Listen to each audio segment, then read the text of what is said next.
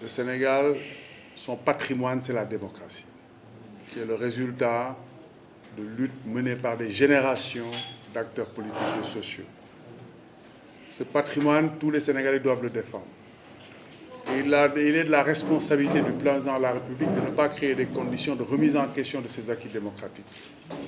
Or, toutes les attitudes que nous avons constatées au niveau de l'État, les réticences de l'État, la mauvaise foi de l'État, les malversations et les dysfonctionnements provoqués par l'État ne sont pas rassurants.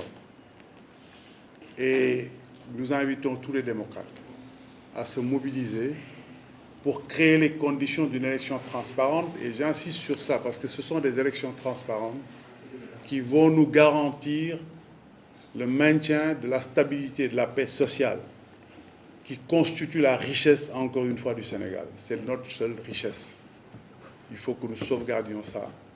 Donc la situation est très claire et très simple. Et je le rappelle aux citoyens sénégalais, nous sortons depuis juillet 2017 des élections les plus calamiteuses de notre histoire. Il y a un audit qui a été fait sur ce processus qui a conduit à ces élections.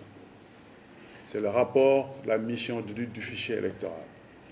Comme je l'ai déjà dit, le gouvernement sénégalais n'a communiqué que sur un seul point, de manière très tendancieuse. C'est sur la fiabilité du fichier électoral à 98,5%. Il y a d'autres informations extrêmement importantes dans ce rapport. Ce rapport contient 38 recommandations, 38 mesures correctives. Ce rapport a été fait au mois de février sur ce qu'on a constaté au mois de juillet. La rationalité impose qu'on fasse une autre situation avant l'élection pour voir que les dysfonctionnements étaient corrigés. C'est l'invitation que nous lançons à l'État. Puisque ce rapport a été fait sous l'égide de l'État, il est légitime, si l'État est de bonne foi, qu'on reparte sur les mêmes bases pour faire une situation qui précède l'élection présidentielle.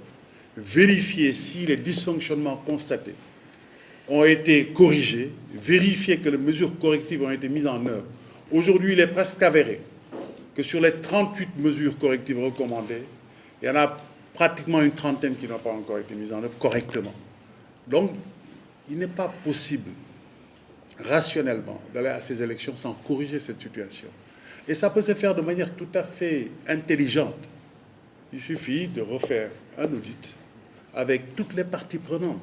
L'État, la mouvance présidentielle, l'opposition, la société civile et des experts indépendants. C'est l'intérêt de tout le monde. Et nous invitons le président Macky Sall à ne pas faire moins qu'Abdoulaye Wade et Abdou Diouf. Nous ne devons pas aller à ces élections sans consensus. Nous sommes toujours allés à des élections avec un consensus. Donc nous invitons le président de la République à accepter ça et à créer les conditions. Parce qu'il y a deux situations de conflit qui ne peuvent pas créer qui ne sont pas satisfaisantes. C'est le ministre de l'Intérieur, parce que je l'ai déjà dit, le ministre de l'Intérieur a créé une situation de conflit d'intérêts déclaré par ses propres propos. On peut reconnaître le droit au président Macky Sall de vouloir un ministre de l'Intérieur en qui il a confiance. Ce n'est pas le débat. Moi, je ne suis pas de ceux qui disent qu'il faut changer de ministre de l'Intérieur. Maintenant, il est tout à fait possible de confier la partie concernant l'élection à une entité indépendante.